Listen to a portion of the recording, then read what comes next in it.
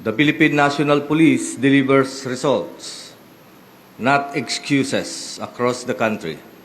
Our personnel have achieved major gains. We arrested 7 most wanted persons, include high-value individuals charged with serious crimes such as sexual assault, murder, and illegal drugs.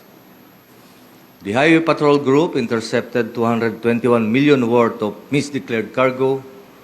Our anti-illegal drugs campaign yielded 31.6 million in seized drugs, illegal large-scale marijuana eradication in Benguet, and targeted Shabu bypass in Iloilo. In Zamboanga City, police confiscated 31 million worth of smuggled cigarettes. These operations show that intelligence-driven, decisive, and relentless policing is protecting our communities.